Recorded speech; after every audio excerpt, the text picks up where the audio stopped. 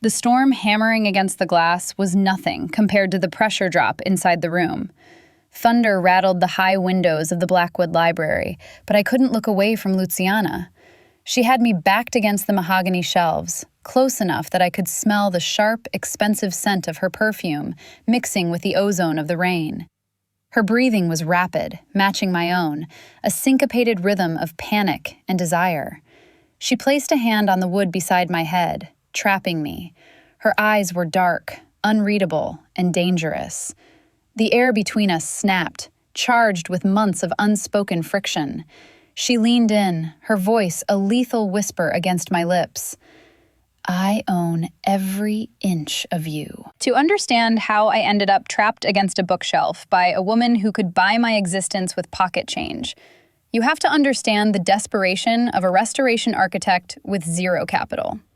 I'm Sarah, and my firm consisted of a crumbling apartment and a relentless drive to save buildings everyone else had abandoned. The Blackwood estate wasn't just a job. It was the kind of project that defined a legacy, or destroyed it. The drive up to the estate felt like entering a different century. Iron gates groaned open, revealing a driveway choked with weeds. The house itself sat on the hill like a brooding predator, stone gray and imposing against the overcast sky. It was magnificent. It was rotting. I found the front door unlocked. The foyer smelled of damp plaster and old money. Dust motes danced in the single beam of light cutting through the gloom. You're staring. The voice came from the shadows of the grand staircase. Luciana Blackwood didn't walk. She materialized. She wore a tailored suit that probably cost more than my student loans, pristine against the backdrop of decay. Her eyes were the color of steel and just as cold. Ms. Blackwood, I started, extending a hand. I'm Sarah. We spoke on the phone. She ignored my hand, her gaze dissecting me. You're younger than I expected, and your portfolio was adequate. Adequate is a starting point, I countered, keeping my voice steady. I specialize in structural integrity, not just cosmetic fixes. This house needs bones, not just makeup. She walked past me, the click of her heels echoing on the marble. Follow me. The tour was a masterclass in humiliation. She pointed out every flaw in the previous work, every crack in the plaster, every warped floorboard. She didn't just want a renovation. She wanted a resurrection. We ended up in the ballroom, a cavernous space where the ceiling was surrendering to gravity. The air here was colder, heavy with the scent of wet wood and neglect. I fired 3 architects in 6 months, Luciana said, turning to face me. The cold draft in the room seemed to originate from her. Do you know why? Because the house is difficult? Because they thought they knew better than I did. She stepped closer, violating the polite social distance usually reserved for business meetings. Her proximity was a calculated move, designed to intimidate. This estate is my heritage. It breathes because I allow it to. I require absolute control over every nail, every beam, every decision. If you work for me, you don't just draft blueprints. You execute my will. Can you handle that? The warning bells in my head were deafening. This woman was a tyrant. The timeline she proposed was impossible, the budget was tight, and her attitude was insufferable. But I looked around the ballroom. I saw the ghost of what it could be, the intricate molding restored, the light flooding in, the history preserved. And honestly, there was something about her intensity. It wasn't just arrogance. It was a fierce, protective obsession. I recognized it because I felt the same way about stone and mortar. I don't need a friend, I said, meeting her gaze, refusing to blink first. I need a challenge, and I'm the only one who can keep this roof from collapsing on your head. A flicker of something. Respect? Amusement? Crossed her face before the mask slammed back down. The tension coiled in my stomach, tight and immediate. The contract is on the table in the hall, she said, turning away. Sign it and you start immediately. Don't make me regret hiring you. I signed. The ink was barely dry before I realized I had just sold my soul to a woman who looked at me like I was a tool she hadn't decided how to use yet. But as I drove away, watching the house disappear in the rearview mirror, I knew the real danger wasn't the rotting beams. It was the woman standing in the window, watching me leave. 2 weeks into the restoration, and my life had narrowed down to graphite smudges, cold coffee, and the oppressive silence of Blackwood Estate. Luciana didn't just want a renovation. She wanted a time machine, and she wanted it yesterday. I was pulling 18-hour days, sleeping on a cot in the gatehouse because driving back to the city felt like a waste of valuable drafting time. The schedule was a physical weight, pressing down on my shoulders until my posture started to mirror the sagging roofline of the east wing. The house at night was a living thing. It groaned as the temperature dropped, the timber settling like old bones realigning. I'd set up a temporary workspace in what used to be the morning room, mostly because it had the only working electrical outlet that didn't spark when you looked at it wrong. It was past midnight. The only light came from my desk lamp, casting long, distorted shadows against the peeling wallpaper. I was fighting with the elevation plans for the West Wing, trying to reconcile modern safety codes with Victorian aesthetics, when the hair on the back of my neck stood up. I hadn't heard a door open. I hadn't heard footsteps. But the air in the room had changed. Heavier, sharper. I turned my swivel chair slowly. Luciana was standing in the doorway, wrapped in a silk robe the color of midnight, holding a glass of wine. She looked like the lady of the manor checking for intruders, or maybe ghosts. The isolation of the estate suddenly felt very real. We were miles from the nearest paved road, trapped in a bubble of history and dust. "You're still here," she said. It wasn't a question. It was an accusation. "The West Wing isn't going to support itself," I replied, rubbing the grit from my eyes. "And unless you want the roof ending up in the cellar, I need to figure out this load-bearing wall." She walked into the room, the silk whispering against the floorboards. She didn't look at me. She looked at the drafting table. Her presence was suffocating. She smelled of that same expensive perfume, now mixed with the oaky scent of red wine. She leaned over the table, her shoulder brushing mine. Just barely, a phantom touch that sent a jolt of static straight down my spine. "This," she said, a manicured finger tapping a section of the blueprint I'd been agonizing over. "I told you I wanted the original archway preserved. You've drawn a steel lintel. The original archway is crumbling, Luciana. It's structural dust held together by habit. If I don't reinforce it with steel, it collapses." "I hired an architect, not a butcher," she snapped, her voice low and tight. "You're cutting away the soul of the house to make it convenient." "I'm cutting away the rot to make it stand," I shot back. The fatigue made me bold. I stood up, closing the distance between us. "You want control? Fine. You control the aesthetics. You control the budget. But you do not control gravity. And gravity says that archway comes down or we put in the steel." The silence that followed was loud enough to ring in my ears. I waited for her to fire me. I waited for the icy dismissal. Instead, she turned her head, looking at me properly for the first time since she'd walked in. Her eyes weren't cold anymore. They were assessing, calculating. She took a slow sip of her wine, her gaze dropping to my mouth, then back up to my eyes. It was a violation of professional boundaries so subtle you couldn't report it, but so intense my breath hitched. "You're stubborn," she murmured. "I'm right." She stepped closer. I didn't retreat. I couldn't. The desk was behind me, and she was in front of me, a wall of silk and intensity. "Competence is rare," she said, her voice dropping to a register that vibrated in my chest. "Most people I hire just say yes until the money runs out. You fight back. Is that a problem?" "It's a variable." She reached out, her hand hovering over the blueprint, then drifting to the edge of the table, inches from my hip. "I like variables. They make the equation interesting." My heart was hammering against my ribs like a trapped bird. This wasn't about the house anymore. It was a test. She was checking the foundation of my resolve, looking for cracks. "The steel stays," I whispered, my voice barely steady. "Keep the steel. she conceded, her eyes locked on mine. But hide it. If I see 1 inch of modern metal in my Victorian hallway, Sarah, I will make you rebuild it, brick by brick, with your bare hands. She turned and left as silently as she'd arrived. I sank back into my chair, my hands shaking.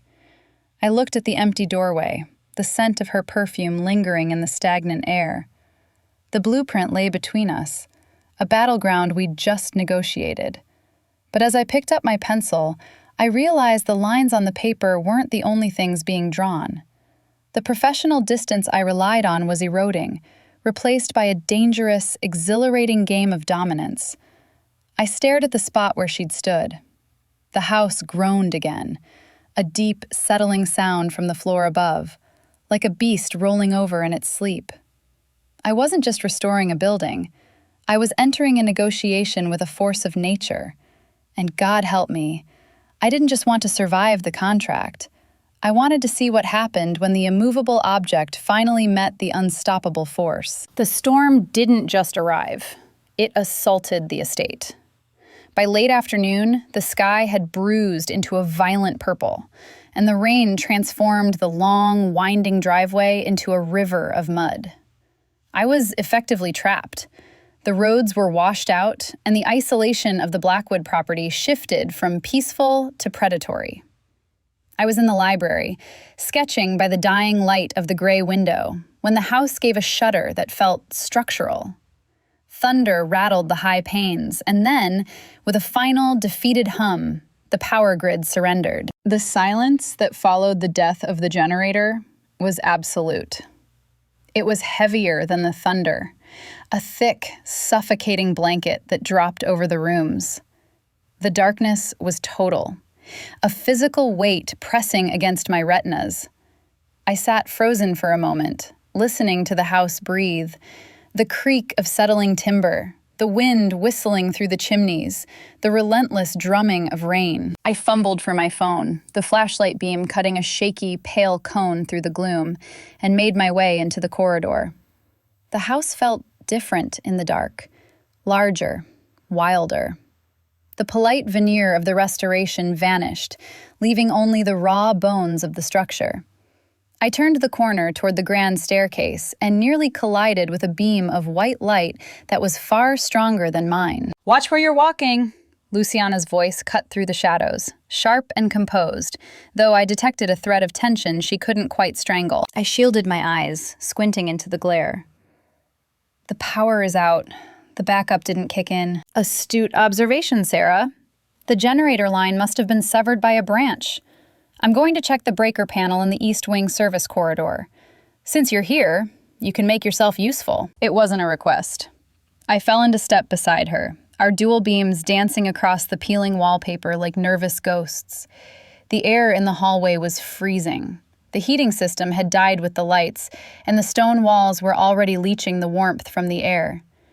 We moved in silence until we reached the drawing room, a space we hadn't started renovating yet. Luciana stopped abruptly, her light playing over the intricate wood paneling near the massive fireplace. "Do you feel that?" she asked, holding up a hand. I stepped closer, entering the halo of her light. A cold draft was slicing through the room, distinct from the general chill. It smelled of wet earth, old stone, and something metallic. "It's coming from the wall. There shouldn't be a draft there. That's an interior partition backing up to the servants' stairs." "Hold this." She shoved her heavy, industrial flashlight into my hand and dropped to her knees, running her manicured fingers along the base of the wainscoting. The expensive fabric of her trousers knelt in the dust without hesitation. I aimed the light where she indicated, the beam illuminating her hands, pale, strong, shaking slightly from the cold, or perhaps the adrenaline of the storm. "Here," she whispered. "The molding is loose. The draft is coming from behind the panel." I knelt beside her. The space was tight, our shoulders brushed, a momentary friction of wool against silk that sent a spike of heat straight through the layers of my clothing.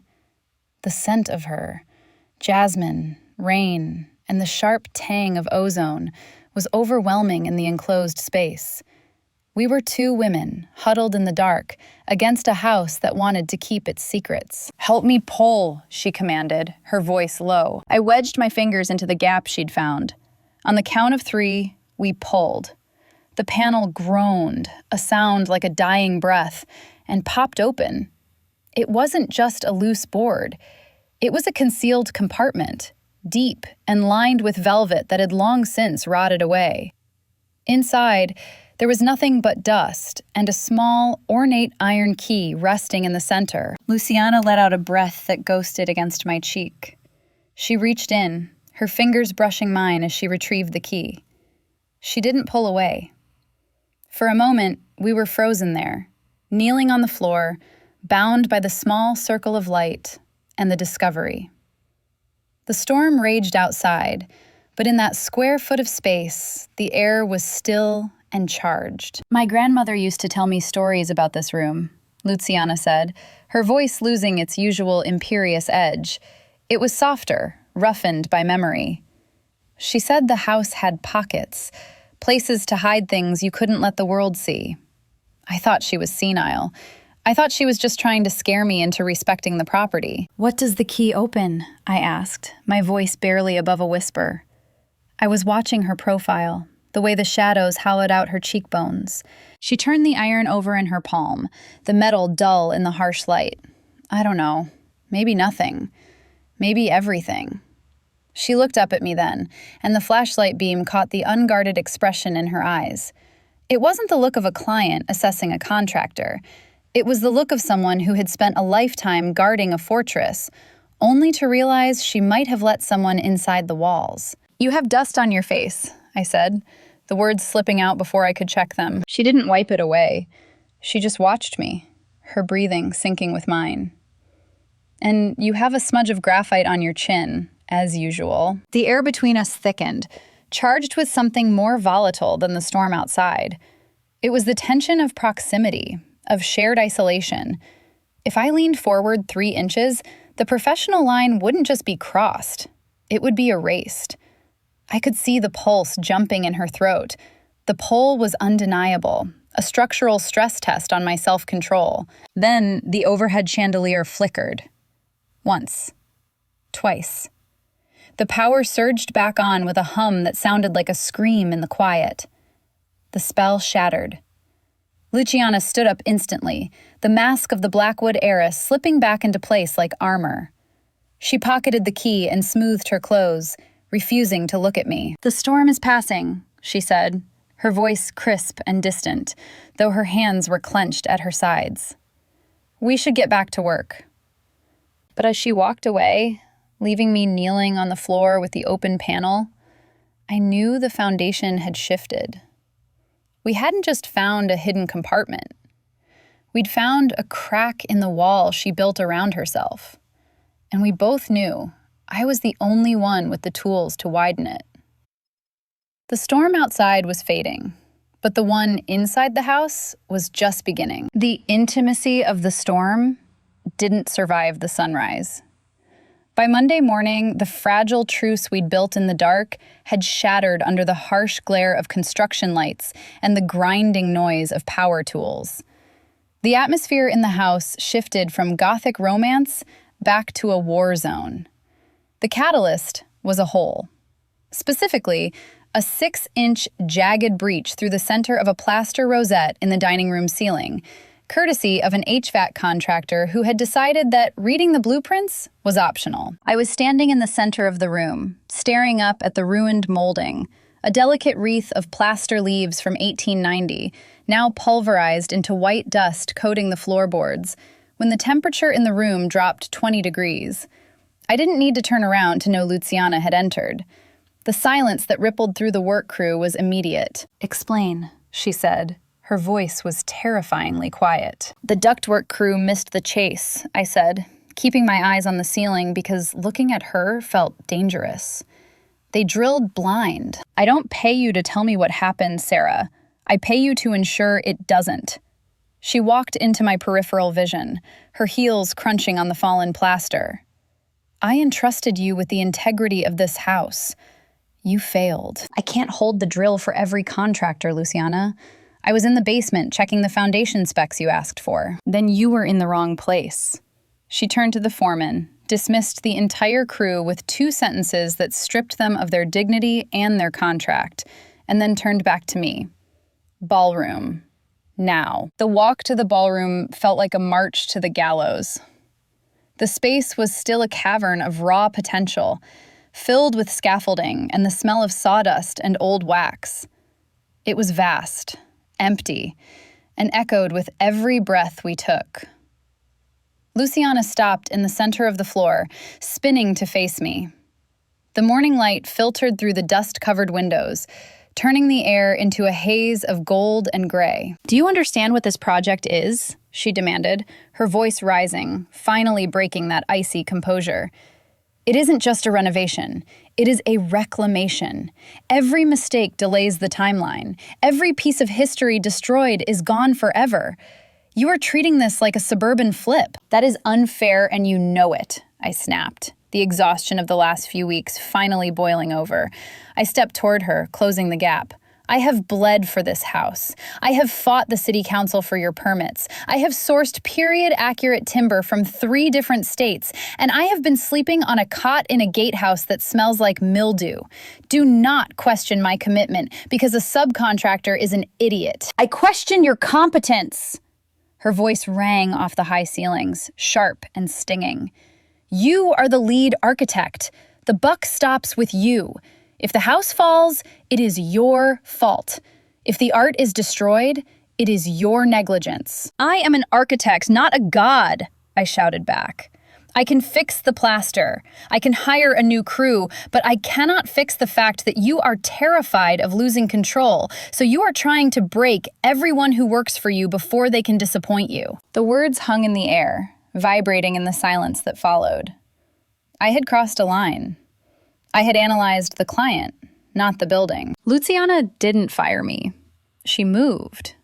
She stepped into my personal space, eroding the safety zone between us with predatory grace. She was close enough that I could see the flecks of silver in her iris, close enough to feel the heat radiating from her skin. She didn't back down.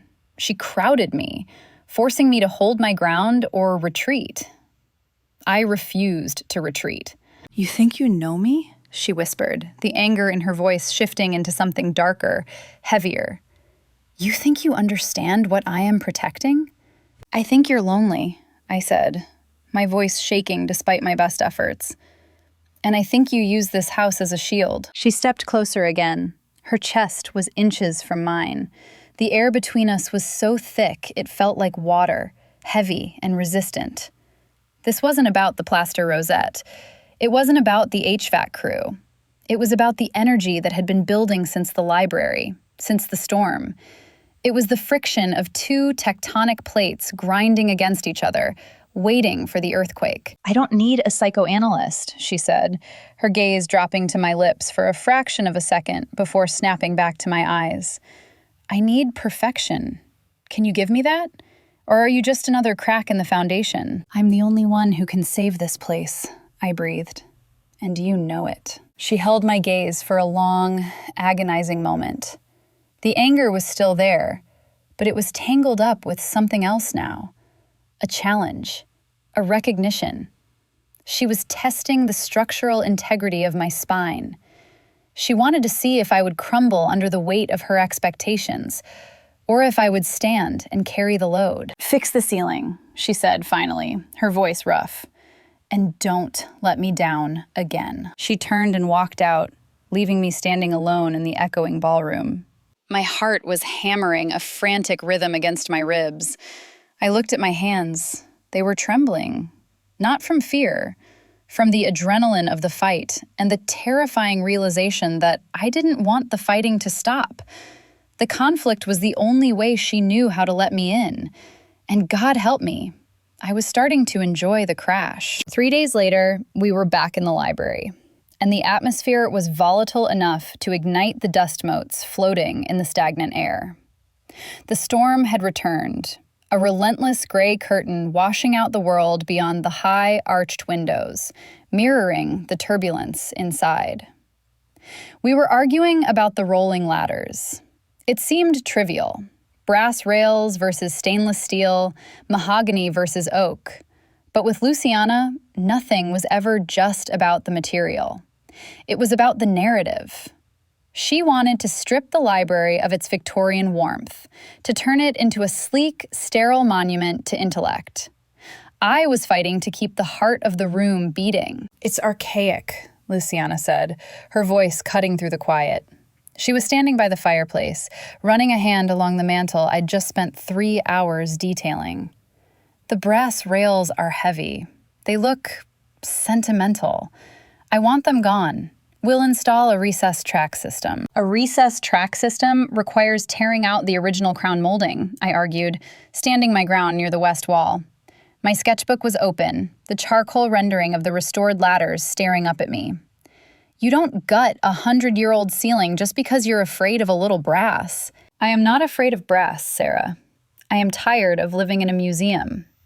She turned, her heels clicking sharply on the hardwood as she closed the distance between us. "I want this house to reflect me, not my grandmother, not the ghosts, me." "Then stop trying to erase the history that makes it valuable," I shot back. "You're not renovating, you're sanitizing. You want to scrub away every rough edge until there's nothing left to catch your finger on. But that's not architecture, Luciana. That's an operating room." The accusation landed. I saw her jaw tighten, the muscles in her neck cording. I had pushed too far, again. But I couldn't stop. The exhaustion of the project, the constant push and pull, the late nights spent decoding her demands, it all surged to the surface. "You hired me to restore the Blackwood estate," I continued, my voice rising. "If you want a glass box, go build one in the city. But don't ask me to butcher this room." Luciana didn't speak. She moved. It was a predator's stalk, fluid and silent. She crossed the room in 3 strides, forcing me to take a step back. Then another. My heel hit the base of the mahogany bookshelf behind me. There was nowhere left to go. She stopped inches from me, close enough that I could see the dilation of her pupils, the faint tremor of adrenaline in her hands, the smell of her. Rain, expensive silk, and that sharp, intoxicating perfume filled my lungs. She placed one hand on the shelf beside my head, the wood creaking under her grip. Then the other hand, boxing me in. "You think you know what I want?" she whispered. The anger in her voice was gone, replaced by something far more dangerous. It was a low, vibrating intensity that made my knees weak. "You think you can stand here, in my house, and tell me who I am?" "I think you're scared," I breathed, my heart hammering against my ribs like a trapped bird. "I think you're terrified that if you let this house be warm, you might have to be warm too." Her eyes darkened, shifting from steel to storm. She leaned in, her body pressing against mine, not quite touching, but close enough that I could feel the heat radiating from her.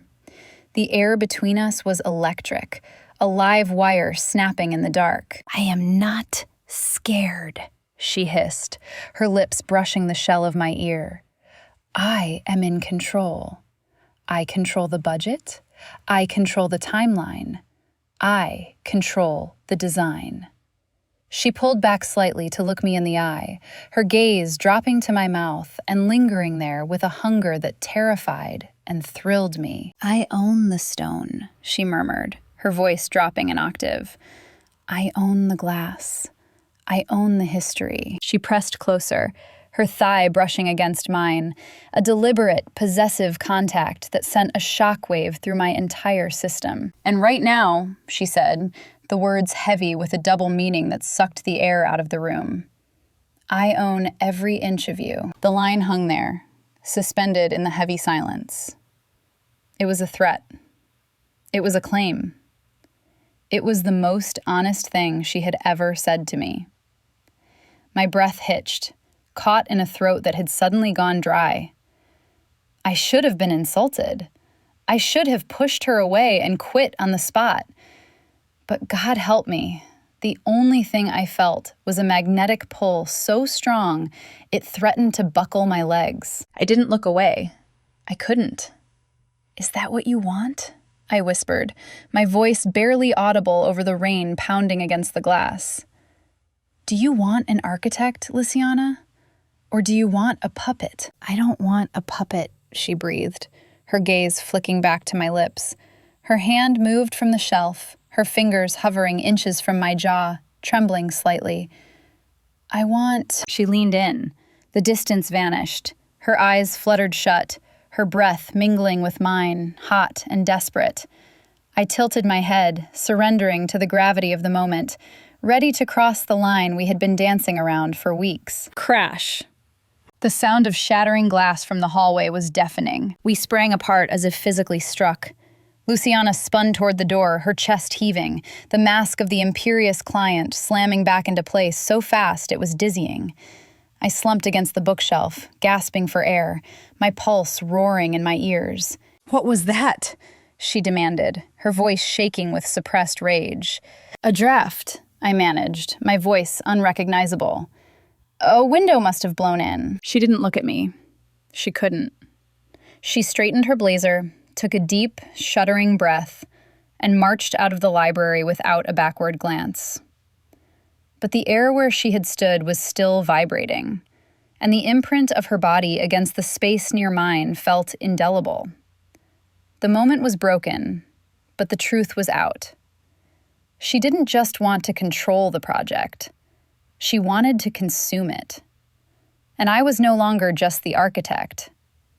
I was the structure she was trying to break. The days following the library incident were defined not by what happened, but by the vacuum it created. Luciana didn't fire me. She didn't acknowledge the near kiss. She simply erected a wall of ice so thick and transparent that I could see her on the other side, perfectly composed, while I froze to death in the hallway. We communicated through sticky notes and third-party contractors. The air in the house, previously charged with the electricity of a coming storm, settled into a heavy, suffocating stillness. It was the silence of a held breath, the tension of a wire pulled taut just before the snap. But silence in a house full of contractors is a vacuum that demands to be filled. And unfortunately, it was filled with whispers. Construction sites are echo chambers. Sound travels through ductwork and open floorboards, carrying secrets faster than I could draft revisions. I started catching looks from the carpenters, sidelong glances when I walked into a room, conversations that died abruptly when my boots hit the floor. They knew something had shifted. They sensed the volatility in Luciana's obsession with my work, the way she hovered, the way the arguments felt less like professional disputes and more like lovers' quarrels. Careful, boss, the foreman Miller muttered one morning as I reviewed the staircase joinery. People are talking, saying you're doing more than just restoring the woodwork. Let them talk, Miller, I said, keeping my eyes on the blueprints so he wouldn't see the flush rising on my neck. As long as they sand the banister correctly, I don't care. But I did care. Because the rumors didn't stay contained to the sawdust and sweat of the crew. They seeped out the grand front doors and drifted into the country club luncheons and boardrooms where Luciana fought to keep control of her inheritance. The breaking point arrived in the form of Arthur Sterling, a trustee of the Blackwood Estate Board. He drove a car that cost more than my entire education and wore a suit that looked like it repelled dust by sheer force of will.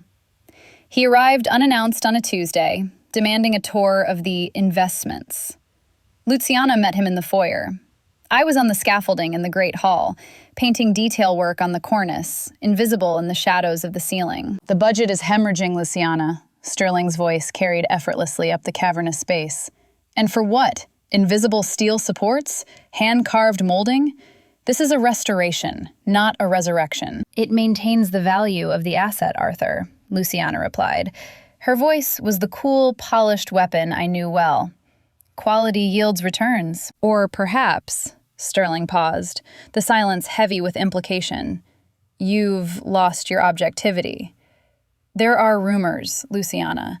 Talk that you're letting this architect dictate terms, that she has an undue influence over you. We can't have the estate managed by someone thinking with their heart instead of their portfolio. My hand froze on the cornice. I waited for her to defend the work. I waited for her to defend the structural necessity of what we were doing. I waited for her to defend me. Don't be ridiculous, Luciana said. Her tone was flat, bored, and utterly devastating. Sarah is a tool, Arthur. Nothing more. I use her because she is cheap and desperate enough to work the hours I demand. She has no influence. She has a contract. And once the house is finished, she'll be gone. Do not mistake a temporary utility for a personal connection. The words hit me harder than the library shelf had. A tool. Cheap. Desperate. It wasn't just a lie to placate a board member. It was a strategic dismantling of everything that had passed between us. She was protecting herself by erasing me. I stayed on the scaffolding until they left the hall, my hands shaking so badly I smeared the paint. The humiliation was a physical weight in my gut. I wasn't her partner in this. I wasn't even a respected professional. I was a liability she was managing. That evening, the house felt different. It wasn't a grand project anymore. It was just a pile of expensive rocks, owned by a woman who would burn anyone to keep warm. I walked into the makeshift office, the smell of old paper and rain suddenly nauseating. I didn't draft the new elevation plans. Instead, I pulled a fresh sheet of stationery. Effective immediately, I wrote. The pen scratched loudly in the quiet room. Resignation. I wasn't going to be the scandal that cost her the estate, and I certainly wasn't going to be the tool she discarded when the job was done. I packed my drafting supplies, the metal instruments clicking into their cases like the chambers of a gun being loaded. I left the letter on the center of the desk, right where she would see it when she came to critique my work in the morning. I walked out the side door, leaving the key under the mat.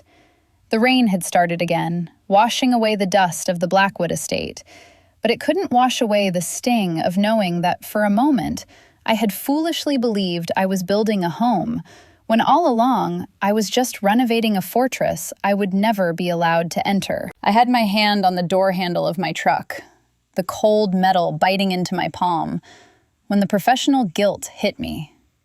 Leaving was necessary for my self-respect, but leaving without a proper handover was negligence. I couldn't just abandon the structural files. If the next architect missed the load-bearing calculations for the east wing, the roof wouldn't just leak, it would pancake. I cursed under my breath, slammed the truck door, and marched back through the mud to the site office. The screen of my laptop glowed blue in the dim room. I opened the master CAD file to export the final schematics, my fingers flying over the keys on autopilot. I was angry, tired, and humiliated, just wanting to be done. But then I stopped. I squinted at the monitor, wiping a smudge of dust from the screen. The timestamp on the structural layer for the ballroom ceiling had changed. I hadn't touched that file in 3 days. I zoomed in. The steel reinforcement specs I had fought Luciana for, the ones necessary to hold up the massive crystal chandelier she insisted on keeping, were gone. In their place were the original, insufficient timber specs. But the digital signature on the change was mine. My stomach dropped out. This wasn't just a revision. It was a death trap. If the construction crew followed these prints, the ceiling would fail within months, likely during an event, and my name was stamped on the bottom. It wasn't incompetence. It was sabotage. The realization turned my blood to ice, then to fire. I wasn't just being fired or quitting. I was being framed. And I knew exactly who benefited if the cheap, desperate architect destroyed the Blackwood legacy. I grabbed the laptop. I didn't bother with a coat. I stormed across the courtyard, the rain soaking my shirt instantly, plastering it to my skin. I burst into the main house without knocking, tracking mud across the pristine foyer marble. I found Luciana in the library, sitting in the same leather wingback chair where she'd watched me pack up my dignity hours earlier. She held a tumbler of scotch, staring into the unlit fireplace. "You didn't leave," she said, not turning around. I was halfway down the driveway, I snapped, slamming the laptop onto the side table, hard enough to make the crystal jump. Then I found this. I spun the screen toward her.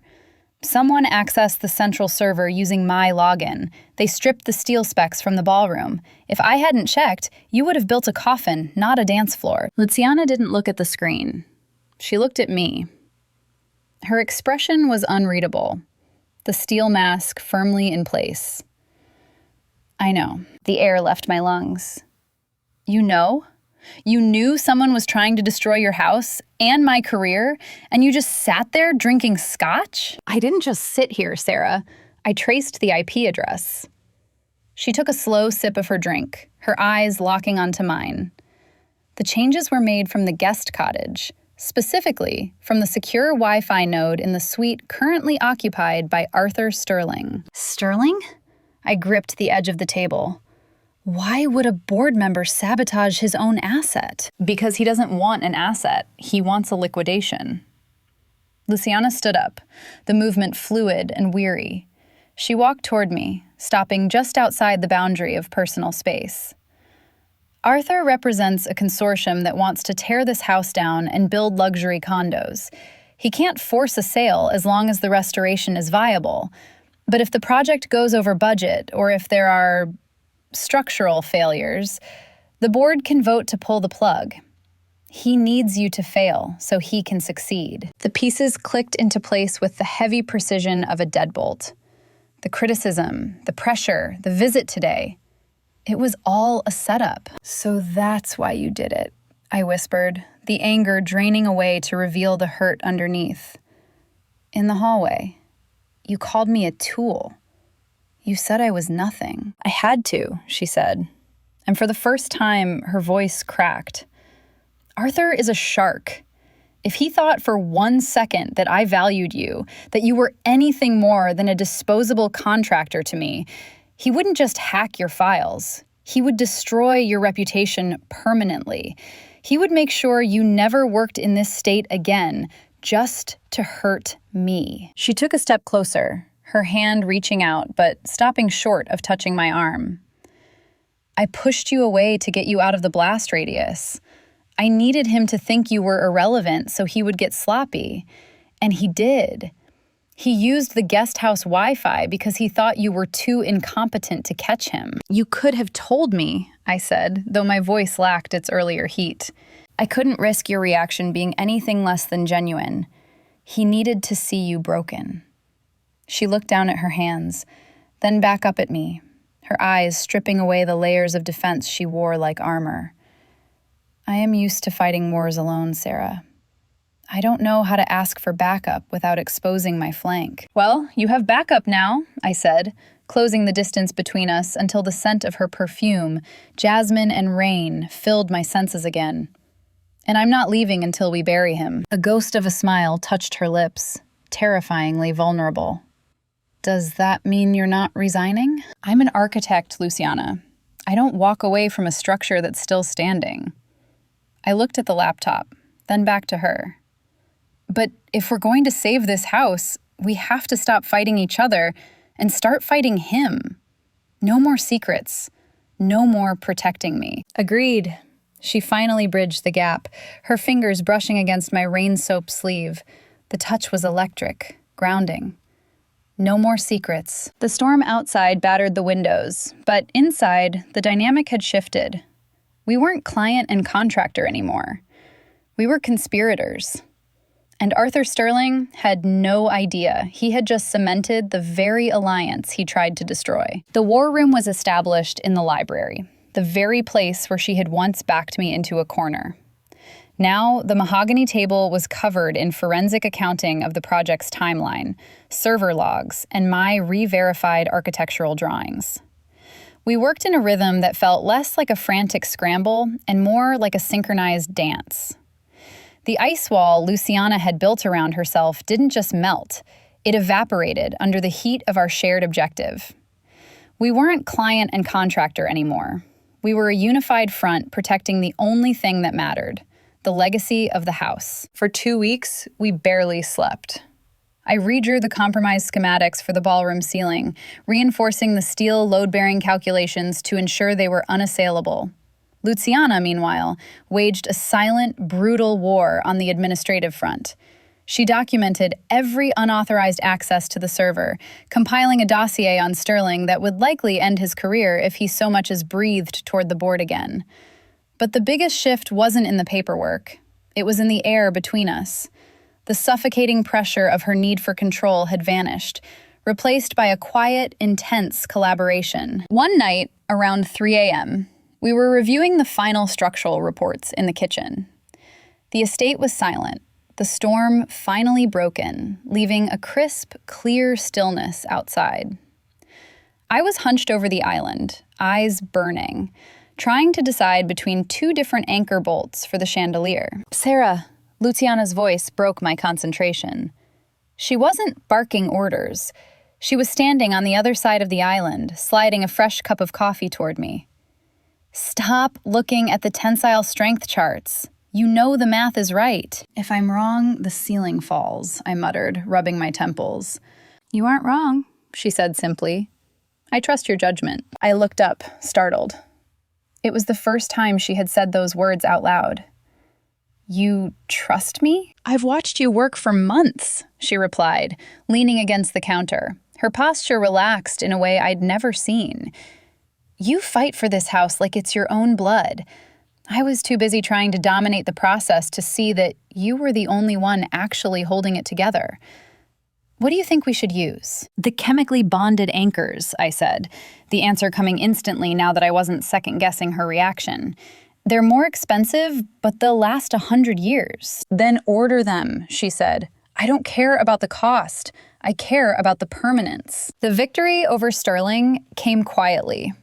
We submitted the revised plans and the security logs to the board 3 days later. Sterling was quietly asked to resign from the trustee committee for health reasons, and the threat of liquidation vanished. But we didn't celebrate with champagne or a gala. We celebrated with takeout Thai food in the newly finished sunroom. It was the first room in the house that was truly complete. The floor-to-ceiling windows looked out over the garden, now bathed in moonlight. The smell of fresh paint and cured varnish mixed with the scent of basil and spices from our cartons. We sat on the floor because the furniture hadn't arrived yet, our backs against the warm radiator. "It's strange," Luciana said, tracing the line of a floorboard with her finger. "It's quiet. For the first time in years, I don't feel like the house is screaming at me." "That's because it's not dying anymore," I said. "We fixed the bones." She turned to look at me, the moonlight catching the softness in her eyes that she usually hid so well. "I need to apologize, Sarah, for the library, for what I said." "You were protecting me from Sterling," I offered, giving her an out. "No." She shook her head, her gaze unflinching. "I mean before the sabotage, when I cornered you. When I said I owned you." She took a breath, the confession clearly difficult for a woman who viewed vulnerability as a structural flaw. "I didn't say it because I wanted to possess you like a piece of furniture. I said it because I was terrified of how much I wanted to surrender to you." The admission hung in the quiet air, fragile and heavy. "You were the first thing in this house I couldn't control," she continued, her voice dropping to a whisper. "And that scared me more than the rot in the walls. I tried to make you small so I could feel safe. It was unforgivable." I reached out, covering her hand with mine. Her skin was warm, her pulse steady but strong beneath my palm. "It wasn't unforgivable, Luciana. It was a defense mechanism. But the walls are down now. You don't have to fight me to keep me here." She turned her hand over, interlacing her fingers with mine, a physical seal on the new foundation we had built. "I know," she whispered. "I'm done fighting. I think I'm ready to just build." We sat there in the silence of the finished room, the professional victory settling around us like a warm blanket. But as I looked at our joined hands, I knew the real project was just beginning. We had saved the house. Now, we had to figure out if we could live in it together. The final walkthrough happened on a Tuesday. 6 months after the sunroom confession. The Blackwood estate wasn't just standing anymore. It was singing. Sunlight poured through the restored clear-story windows, hitting the dust-free floors and warming the air that had once been so impossibly cold. I found myself back in the library, the only room I hadn't set foot in since the incident, saving it for last like a superstition. The rolling ladders were there, my design, gleaming in brass against the dark mahogany. The books were back on the shelves, thousands of them, smelling of lemon oil and old paper, rather than rain and panic. "It's finished," Luciana said. I turned. She was standing in the doorway, not looming, just watching. She wore a softer color today, a cream cashmere that made her look approachable, human. She walked into the room, her heels quiet on the Persian rug. She stopped 3 feet away, a respectful distance, a negotiated peace. "The board is ecstatic," she continued, running a hand along the back of a leather chair, her eyes tracing the lines of the room. "They're calling it the restoration of the decade. You've saved my legacy, Sarah." "We saved it," I corrected, leaning against the very shelf where she had once pinned me. "I just did the math. You provided the will." She smiled, a genuine expression that reached her eyes, softening the sharp angles of her face. "You did more than math. You exorcised the ghosts." She looked around the room, then back at me, her gaze steady and warm. "The contract is officially fulfilled. The final payment cleared this morning. You are technically unemployed." "I know. I got the notification." The words felt heavy. In my line of work, the end of a contract usually meant the end of contact. I looked at my hands, still stained with a faint trace of graphite. "So, I guess I hand over the keys and walk away." "You could," she said, stepping closer. She stopped exactly where she had stopped that stormy night, but the energy was fundamentally different. It wasn't a cage, it was an invitation. "Or we could discuss a new project." "I'm listening." "I have a lot of empty rooms," she said softly, her voice dropping to that intimate register that used to terrify me, but now just felt like home. "And I find that I have no desire to live in them alone anymore. The house needs life, Sarah, real life, not just preservation." She stepped into my personal space, but this time she paused. Her hands hovered at her sides, open, palms up. She wasn't seizing control, she was relinquishing it. "Sarah," she said, her eyes locking onto mine, "I would very much like to kiss you, but only if you want me to. Only if it's your choice." The question hung in the air, healing the last hairline fracture between us. It was the antithesis of, "I own every inch of you." It was an offer. "I'm not your employee anymore, Luciana," I whispered, my heart beating a steady, strong rhythm. "I don't take orders." "No," she agreed. "You don't." "Good."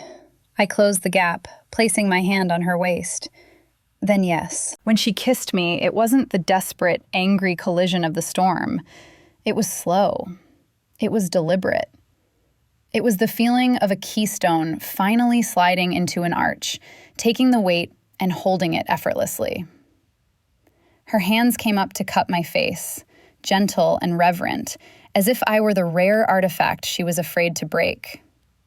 I kissed her back with 6 months of repressed longing, tasting the promise of a future that didn't require blueprints to understand. We broke apart, foreheads resting together, breathing the same air. "So," she breathed against my skin, "what are the terms of this new arrangement?" "Equal partnership," I said, brushing my thumb over her cheekbone.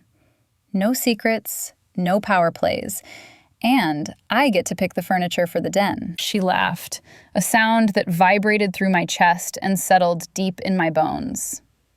"Deal." We walked out of the estate together, the heavy oak doors clicking shut behind us. The lock turned with a satisfying thud. We weren't locking the history away. We were securing the future. As we walked down the stone steps, her hand found mine, fingers interlacing naturally. The renovation was over. The real building was just beginning. If you enjoyed this renovation of the heart, subscribe to hear what we build next.